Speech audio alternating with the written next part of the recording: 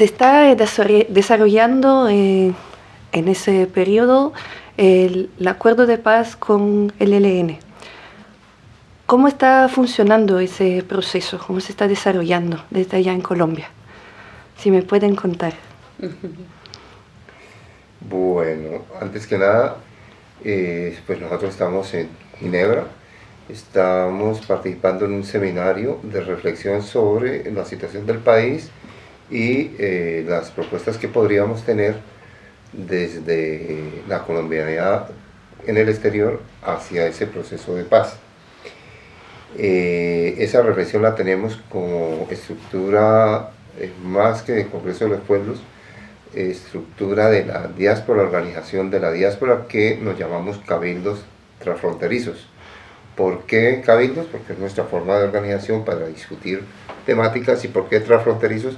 Porque estamos más allá de las fronteras, porque tenemos también una posición, un pensamiento más allá de las fronteras ideológicas y políticas que funcionan en la sociedad en su conjunto, y en particular en Colombia, tener la oportunidad por primera vez en exilio de plantear política clara, tanto para la paz como para nosotros en calidad de actores políticos y sujetos de derechos, estando por fuera del país, es muy importante.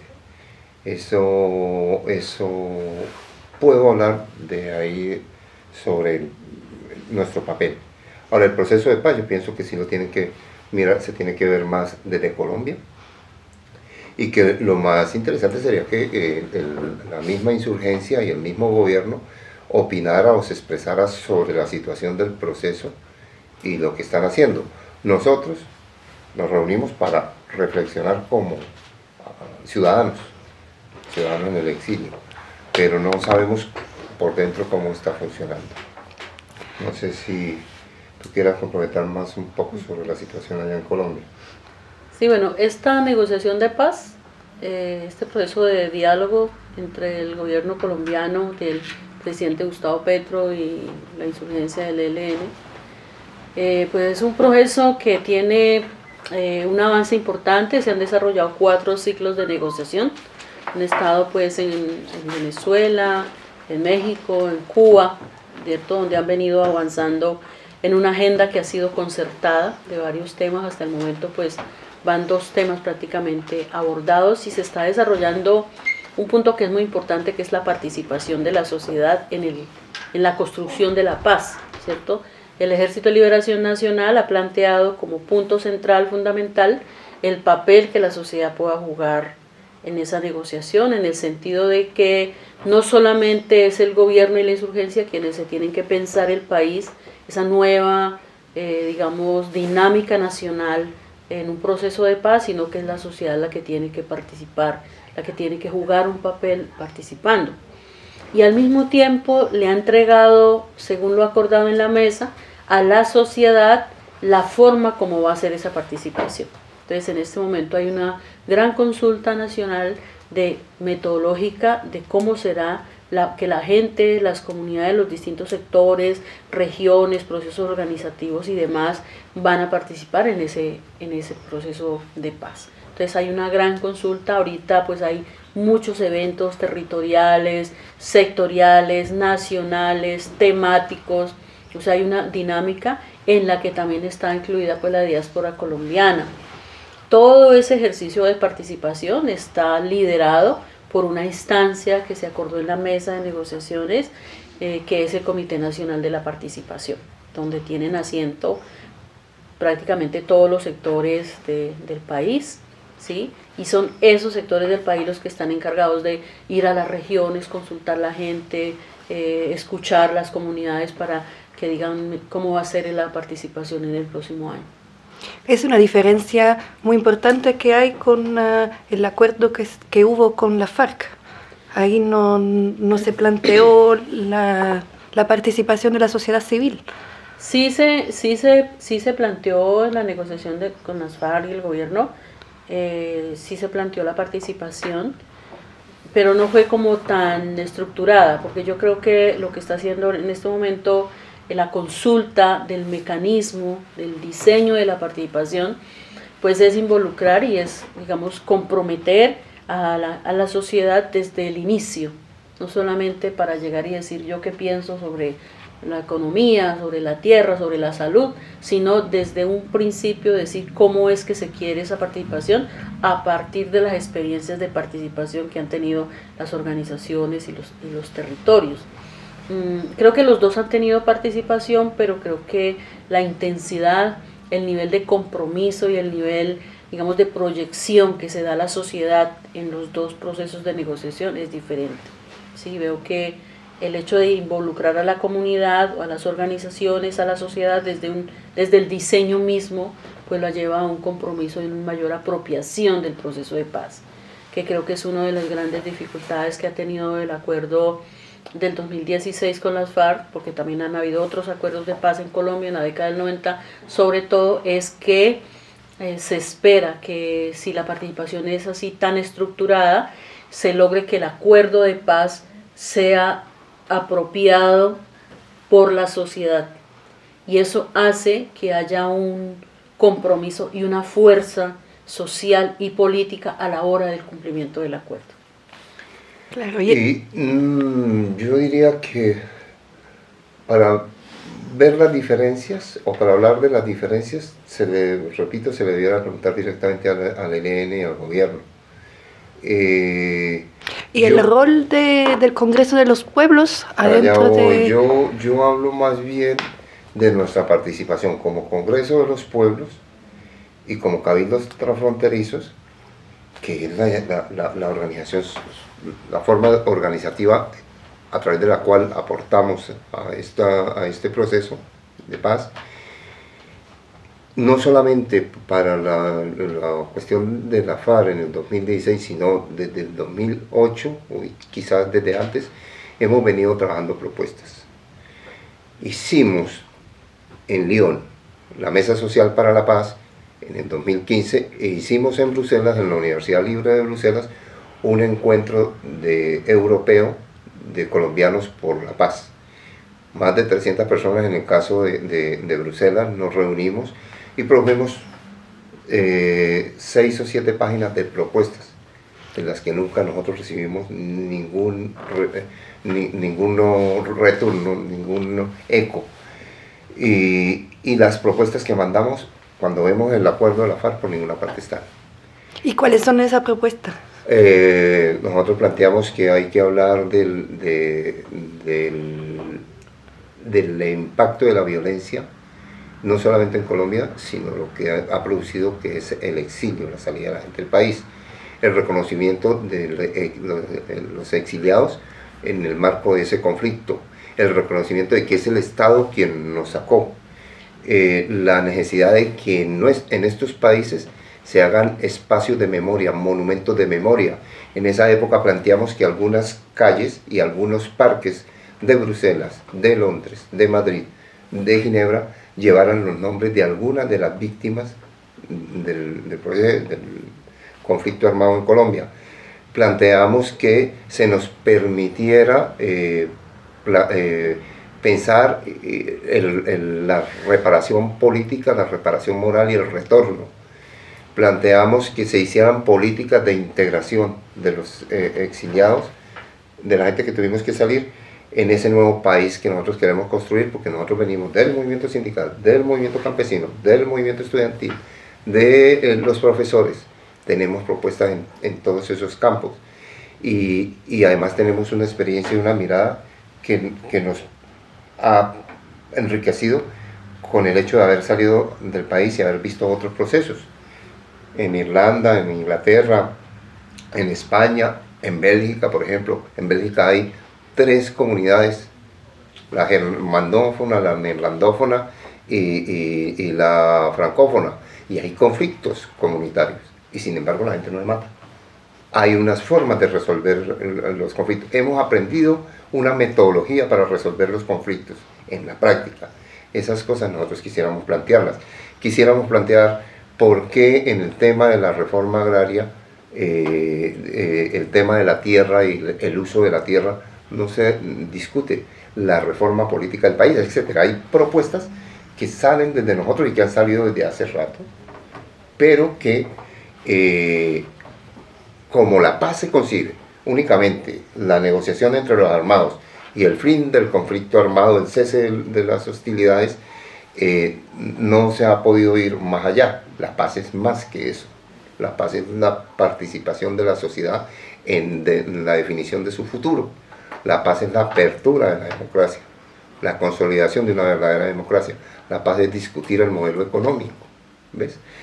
Entonces, sí hay propuestas, sí hay diferencias, pero las diferencias las vemos nosotros, tenemos mucha esperanza, pero este no es el único proceso que se está haciendo con el ELN. También hay un proceso en marcha con las disidencias de la FARC, también hay un proceso en marcha con los delincuentes, narcotraficantes y las bandas armadas.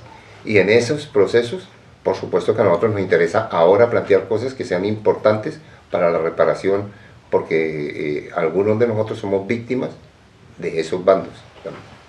Entonces, la importancia no es nosotros cómo vemos el proceso, la importancia es nosotros que vamos a ver, que estamos planteando. La importancia es cómo la sociedad nos va a integrar y nos vamos a integrar con la sociedad colombiana en su conjunto en la construcción de ese nuevo país en este momento de transición que tenemos. Entonces yo no quiero caer en la trampa de comparar el proceso de la FARC con el proceso del ELN. Son dos momentos distintos, son dos organizaciones distintas. Dos gobiernos distintos también. Es otro momento, bueno. Sí. El gobierno de Petro, me imagino que está apoyando para que las cosas funcionen de otra forma de lo que ha pasado con Santos y luego con Duque. No sé si me puede decir desde Colombia un poco una opinión de cómo cambió también la visión tal vez con el nuevo gobierno. Yo creo que el cambio más importante es que ahorita hay una política de Estado, que es la política de paz total, que anteriormente no existía. Entonces hoy hay hay una base constitucional que respalda pues los ejercicios de paz, que son muchos. ¿Puede tal vez explicar un poquito? Sí, lo de la paz total tiene como dos grandes componentes. Un componente pues es lo del diálogo y negociación con los actores que tienen un carácter político, alzados en armas, ¿cierto? Que tienen esa idea pues de ser un grupo revolucionario que busca hacer cambios en el país y que las causas que han generado el conflicto armado se vayan superando. Entonces con estos grupos que básicamente en este momento pues son el ELN y el Ejército de Liberación Nacional y el Estado Mayor Central, que es la gente que era de las FARC pero que se rearma y digamos sale del proceso del acuerdo anterior, 2016, es el de diálogo y posibilidades de negociación y de establecimiento de acuerdos, ¿cierto? Y hay otra serie de grupos que son bandas que no necesariamente tienen carácter político, que tienen presencia y control de los territorios, más que todo como base económica, de economías ilegales, pero que hoy tienen un control de los territorios, hoy tienen un poder fáctico, un poder real en las comunidades, y con de esos grupos que son cerca de 16 los que están, digamos, identificados, no son de carácter nacional, son bandas o grupos más regionales, pero con una fuerza territorial, como ya lo dije antes, donde allá hay en este momento cerca de unos 8 o 9 diálogos en Buenaventura, en el Chocó, en Medellín, en el Cauca, ¿cierto? Hay una serie de mesas que están avanzando, el gobierno tiene equipos que están iniciando los diálogos con ellos, tratando de agendar algunos temas y que con ellos sería más diálogo y sometimiento, ¿sí? No tanto diálogo y negociación, firma de acuerdos de paz, sino y sometimiento, pero que ellos también están pues exigiendo cosas de parte del Estado que no necesariamente es solo sometimiento, sino que también están reclamando como, digamos, posibilidades para ellos. Entonces la paz total abraza esas dos posibilidades, ¿cierto? De poder que el Estado se acerque a todos los grupos que hoy tienen control en los territorios y que están teniendo una fuerza. El hecho que haya esa política, digamos, es una gran diferencia, ¿cierto? Porque antes no existía como esa decisión política del gobierno de echar adelante un proceso o muchos procesos que contribuyan a mejorar las condiciones de la población, en primer lugar. En segundo lugar, pues el gobierno ha mostrado una gran disposición. Bueno, yo conozco esto porque fui asesora de la mesa de diálogos entre el gobierno y el ELN, entonces he tenido la oportunidad de estar ahí como muy de cerca en ese ejercicio y ve que de todas maneras hay una cosa que los gobiernos anteriores no tenían suficientemente y es un respeto por los actores armados.